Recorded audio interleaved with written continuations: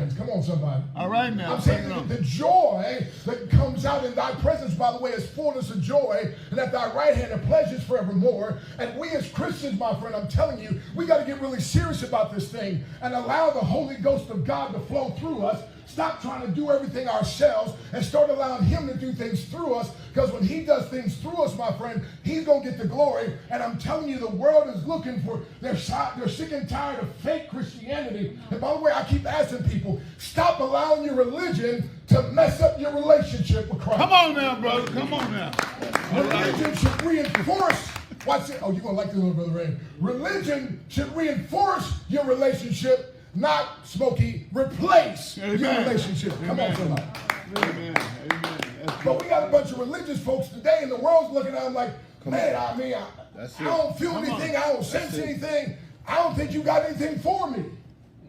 But the living Christ that we serve, he's like, no, I got just what they need. And I'm going to pour what I have into you, so that when they see you, they see a glimpse of me. Come on now, brother. When they're around you, they get a glimpse of me. And my friend, I'm telling you, I am telling you, we try to make this thing too hard. I know for many years I did. I mean, I'm trying and struggling, and God says, just submit. Amen. Amen. Amen. So I'm on the treadmill the other day, and it dawned on me. I said, you know, the world's hooked on dope, but I'm hooked on hope.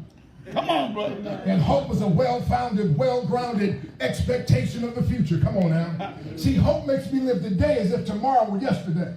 If you understood what I just said, break it down to you. But anyway, are you with me? So here's the thing, though. Here's the thing. If we're going to be hooked, if we're going to be addicted, we should be addicted to stuff like submitting to the will of God. Come on now, brother. If we're going to be addicted, we should be addicted to things like serving our generation based on the will of God. Amen. If we're going to be hooked and addicted on something, we should be hooked on, watch this now, success by the word of God. Amen. Amen. I knew I wasn't giving you. Come on now. Okay. Come on now. Amen, brother. That was exactly good. Say it again. I said we need to be hooked on having success based on the word of God. Come on, somebody. Joshua 1:8. This book of law shall not depart out of thy mouth, but thou shalt meditate therein day and night. Listen. Why? That thou may observe to do according to all that is written therein. Why? Then thou, not God. I'm going to mess with y'all, Thea. Not God. God said, you ain't got to worry about me. I'm trying to make you more successful than you ever dreamed to be. Matter of fact, you can't even comprehend how powerful I'm trying to make you. Come on, brother. Come on. So stop asking me to bless you and just get busy. Get this now. Practicing the word. Listen. You know, martial arts went to martial arts practice. Church, we just go to church, they yell at you, and you think you know something. Martial arts, we had to do it over and over and over and over and over. And then we thought we knew it. And the sensei, Japanese term for instructor, teacher, say, sensei, I got it. He said, no, you ain't got it. You just think you got it. Come on now. I said, no, I can do this. I think I can do it with my eyes closed. He said, that ain't good enough. Excuse me? He said, no, you got to do it to become second nature. You got to do it to where you're not even thinking about it. Wow, well, how long is that going to be? It's going to be a whole lot longer, so just keep on doing it. All right now. Come on with it. And we come to church, we want, no, preacher, tell me something different. You ain't even practicing the 3 things he said the other week. Come on, somebody. All right now. Hello. We got to let this thing, I'm telling you, my friend, it's a living, abiding Christ that wants to change us and flow through us. And listen, my friend, trying to bless us. So again, back to Joshua 1:8, he said, the book of law shall not depart of thy mouth. You're going to talk about it. Thou shalt meditate therein day and night. You got to think about it. And watch this, my friend. If you're going to make this a fabulous February, now I showed you this before, but we got to start practicing it. So I got this thing set. Now I'm not going to show you all, but you can, so you can see. You see all that?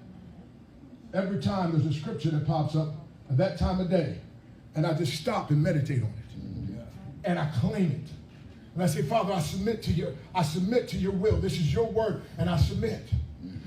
You know what, my friend? You know, it's amazing. You can leverage technology to allow the word of God to dwell in you richly. Hello? Yeah. Now, I'm going to tell y'all one of my big problems. I got several, but one of my real big ones. Right? I can be a little bit argumentative. A little bit. Just. So at 2:24 every day, 2 Timothy 2:24 pops up. My phone goes off, and I meditate on it. And Smokey a little bit, raking me over the Holy Ghost coals. Come on now. But the servant of the Lord must not strive, but be gentle unto all men. Even the ones I think they should have it, gentle unto all men. Apt to teach. So you keep assuming folks know some stuff because you know it. Apt to teach. You got to teach it. Now watch this. In meekness. And meekness is not weakness. Meekness is strength under control. He says, you ain't got to flex your muscles every time. Just chill. Come on now, brother. My wife puts it this way once. She said, baby, just breathe. She needs to watch out for you. Just breathe. Hey, watch this. In meekness, instructing those that oppose themselves. Now here's the clincher. Lest peradventure God grant them repentance to the acknowledging of the truth, that they may recover themselves out of the snare of the devil, who are taken captive by him at his will. And then 120, the phone goes off again. It says the wrath of man worketh not the righteousness of God. So I just kind of put it in the wrath of Stan. Working not, I mean, I don't know about you, but you know, I get mad at some stuff. Come on now. But sometimes I get mad at the wrong stuff. It's okay to get angry. The Bible says, be angry and sin not. But I think sometimes that out of wrath, I try to call it righteous indignation. Hello. And the Holy Ghost had to remind me, no, the wrath of Stan worketh not the righteousness of God. Now, ye that love the Lord, Psalm 97:10, hate evil. But what you got to do is you got to take the evil ones and be a light and then teach them. And by the way, I'm going to get ready to close because my time is out. But I got to get on Jesus. Can I do that before I close? Because I'm feeling like I'm kind of... Well, if you feel like you left it on, that's right. We'll make it happen. And if everybody got to leave, let them leave. And we'll stay here, just me and you, and you can keep talking. Okay. Matter of fact, when I'm done, I'm going to give you the microphone. You can talk while I leave. No, seriously. Is this making sense to anybody? Yeah. Because I didn't plan on none of this. I'm like, if y'all... I don't know what happened. Good stuff. But at any rate, so go back to Joshua 8. So talk about it, think about it, and then trust it. Amen. So he said, meditate day and night. Why? That thou may observe to do according to all that's written there. You know what I found out what this Lord was speaking to me about? Why sometimes I don't want to do some of the things in the Bible? He said, because you don't trust me. That's it. See, you think you got a better idea. So he said, I just need you to trust. I'm trying to figure out how does this? And he gave me an illustration. Can I give it to you real quick? So imagine it's raining.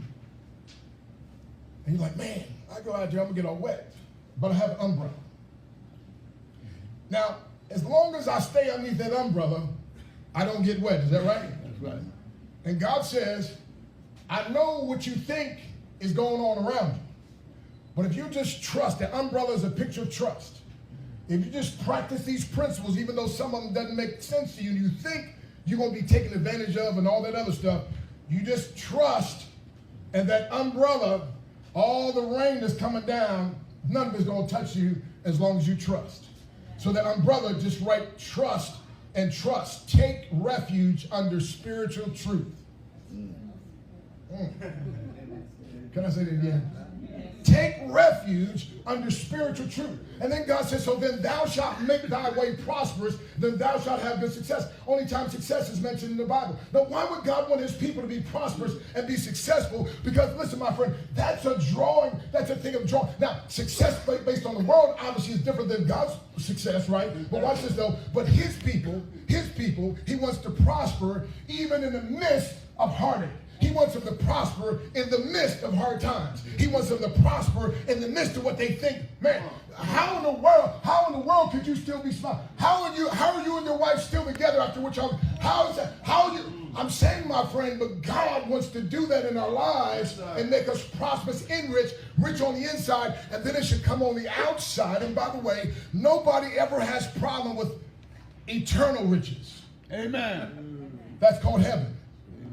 No Christians ever have problems with internal riches, the peace and joy and all that. Christians only got problems with the external riches. Like preach about everything else, but don't talk about that. And yet 1% of Christians tithe. And I like one of my mentors, Charlie Tremendous Jones. He's gone now. You probably remember Charlie Tremendous Jones. But he said, there's no such thing as tithing. He said, you should call it returning. There you go. There you go. He said, you just return it back. He's trusting you to return, we call it a tithe, 10%. Somebody said the tithe is the debt you owe. The offering is the love you show.